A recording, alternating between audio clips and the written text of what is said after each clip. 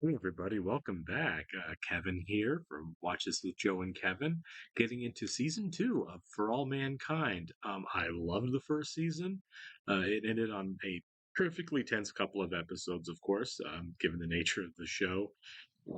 We lost Chris Bowers as Deke Slayton, which was really sad. And I don't know if we're going to do anyone else because one of you told me to watch the post credit sequence, and I'm glad I did because we have another time jump. This one, I believe, about 9 years. I think our ending date that I recall seeing was 1974, and it looks like we're jumping ahead to 1983.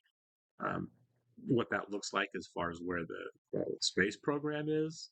Um, we got a couple of hints there in that post-credit sequence that they were launching a spaceship from the ocean, and you can hear, not see, Ed and Karen talking about it, but you can hear them, and they're talking about how dangerous the payload is. So I'm assuming they're like sending up a nuclear reactor to the moon. They definitely, I feel like they were talking about like nuclear weapons because what would the point of launching a nuclear missile from the moon be other than to say you could do it? It'd take days to get there. That's a lot of warning. Um, Also, as the show ended, it right after that post credit sequence, it showed a thumbnail for season two, which wasn't really spoilery, except it showed like a half a dozen astronauts on the moon. So I'm assuming that the moon base will have grown, and that's going to be our focus.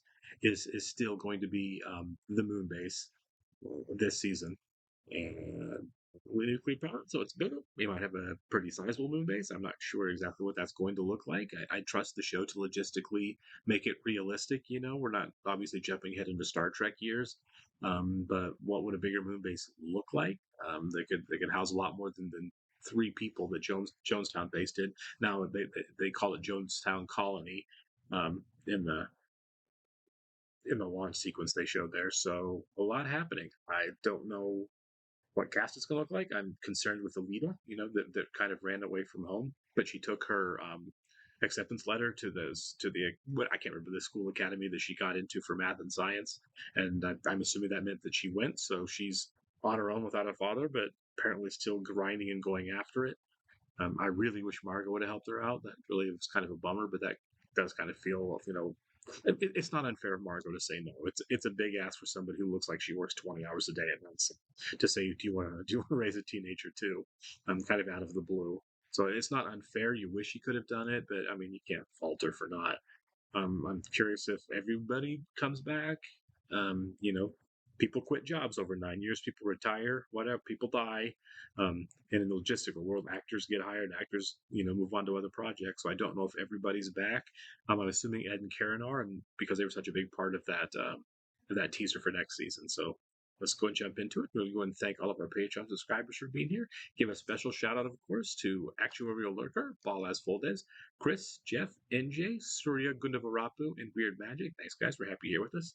If you'd like to see a full reaction to this and everything else we've watched or watching, check out a link in the description of our Patreon page. All shows we're watching, including For All Mankind, we're at least we're at least 4 episodes ahead on Patreon of where we're on YouTube. So if you're watching the YouTube edits and want to keep going, you can do it on our Patreon page. You will have to sync and watch along on your own Apple TV Plus. You will only see and hear me for copyright purposes. That our nation has passed its So zenith.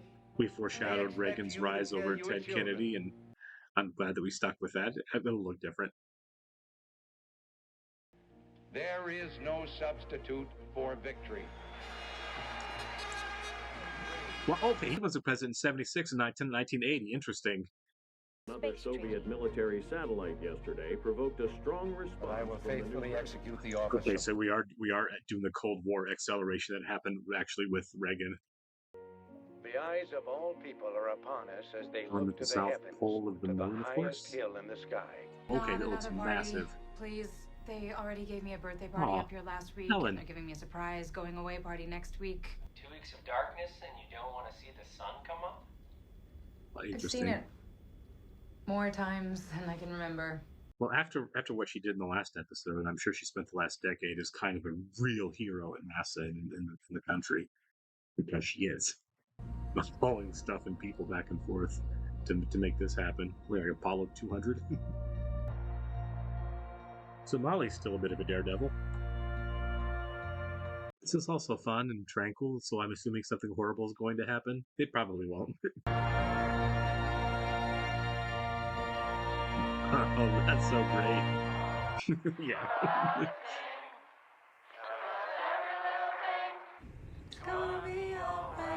It looks like she's at home. I could be wrong.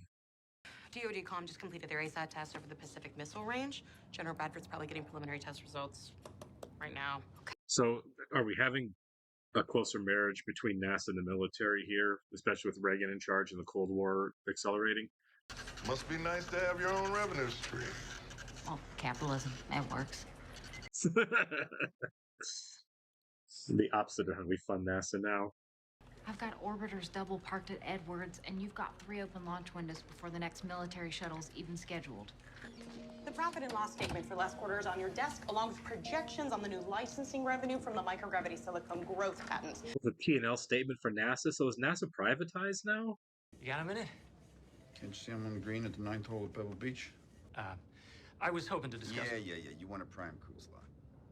Yeah. Yes, sir. I'll let you know when you're ready. Yep, there it is. He was waiting for that. Skylab, Jadestown, STS. It's a lot of faces back there. Great way to do an exposition dump. But would you mind telling us the story of how you saved that poor girl who broke her arm on the moon? Oh no. This has to be eating at him. Well, sometimes it all just falls apart on you. We need to send a message to the Soviets. They're about to test their own shuttle. We're already testing our second-generation shuttle. She's worried that the second we put weapons on Pathfinder, that it'll become a military asset and outside her jurisdictions. It will be a military asset. Is that your car? You like it? No more gas station. I think it's really funny that the military guy was complaining to Margot about how his budget isn't as big as hers. And obviously, in our world, the science budget of the country versus the military budget is completely backwards. Come on, Dad. This is real Parmesan. Oh, not they those adopted plastic a shavings daughter. in the green container you call cheese. I'm glad. Good enough for the customers. Hey, did you get a chance to look at those college catalogs? She means, did you get a chance to look at that new catalog from William and Mary with that big pond on the cover? American hero Tracy Stevens. Yeah. Tracy still looks great. Is that a new ring on your finger? Yes, And does it mean something special? it does.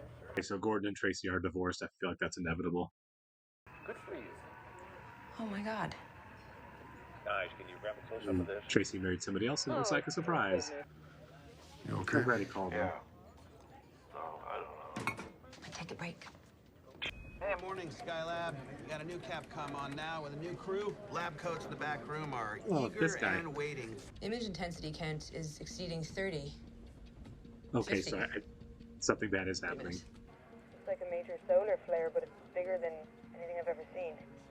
So it can't be related to the flare. It's too fast. Those plasma clouds never move that quickly. So is everyone in Skylab and the moon safe or not safe? Oh, Molly's on the side of a mountain. But everyone outside of Earth's atmosphere is at risk. Like my people on Skylab? Their orbit is relatively low, but we need to get them to a more heavily shielded part of Skylab. And it's traveling at 30% the speed of light. So they have like minutes, like half an hour. How long do they have until it hits? Less than 30 minutes. Yeah. So that you can make it back to Jamestown in time, you need to get moving now. If you're too far away, you're gonna have to find shelter in place. Well, when I'm too far out to make it back, we're gonna shelter in place. I'm packing up the rover now. If we lose eyes on the USSR, we'd have no warning if they decide to launch. First strike? Why? There's a strong possibility the Soviets might lose eyes on North America. Recommend go to DEFCON 3. Yeah, the Cold War was crazy, especially in the 80s. Okay, come on, let's go, let's go, let's go. 3 minutes left. I feel like somebody's gonna die. I don't know who. What's taking so long? Webbo? Oh, he crashed. Don't worry. Helen will get him inside and buttoned up. What about Molly and Webbo? Get inside. Molly, this is Ellen. The storm is seconds from impact. Oh, wow. Look at that. That is nuts. You're talking increasingly bigger and bigger chances of developing cancer over a period of time. Each astronaut wears a dosimeter badge. It monitors their exposure to radiation. What is she doing? Your badge is green. Your body's clean. Oh, come on. Molly.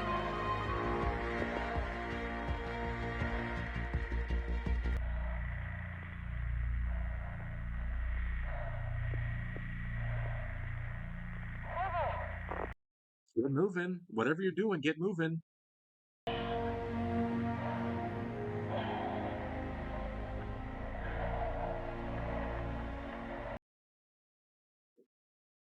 This looks amazing, by the way. Just the strikes of the radiation on the ground.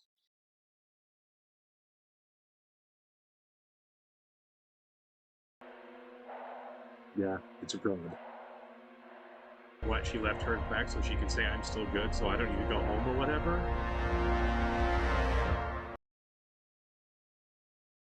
Wow. That was intense. So, nothing else from this show, of course. Okay, well, a lot happened there. A lot of revelations. Gordo, again, we still don't know if Gordo's actually working with NASA or if he's quit or what. He's kind of looks like he does PR campaigns. Looks like he's still drinking. He seems like he's of course genuinely nice guy. He's a good father. But man, that was pure brutality there at the end. I don't know how Molly's going to be okay.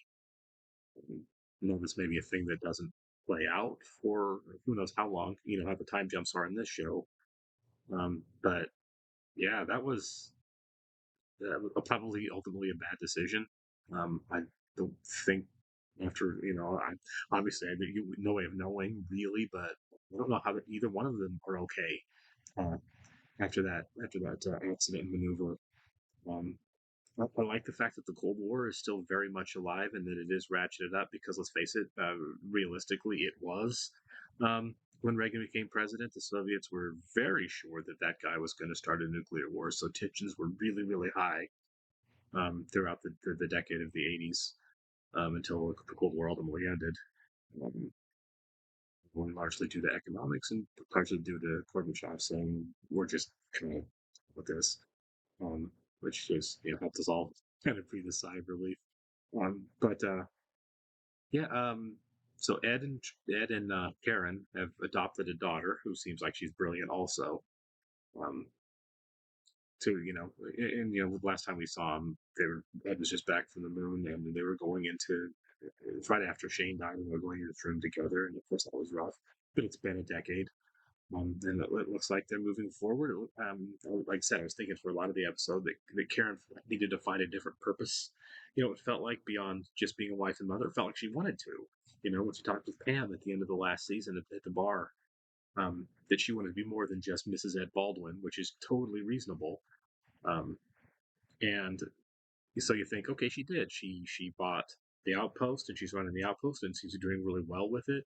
They adopted a daughter and they seem to really enjoy that. But then you see her outside looking up at the moon and it's kind of like maybe she still isn't where as fulfilled as she wants to be.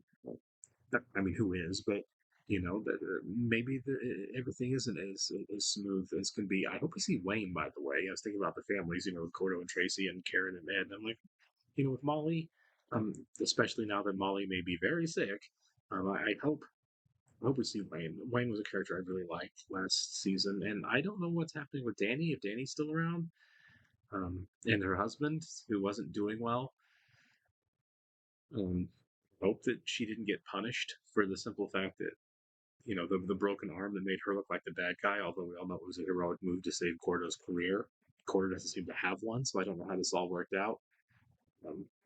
Good introduction to the season, right? Really set the time frame. Margot is running NASA now, but we don't know a lot of the answers to these questions moving forward. The only thing I can say with any type of certainty is clearly the conflict with the Soviets and the Americans is going to be ratcheted up a little bit this season. And I don't know how that's going to play out as far as the moon goes, but I'm pretty sure it will. I'll catch you in the next one, guys.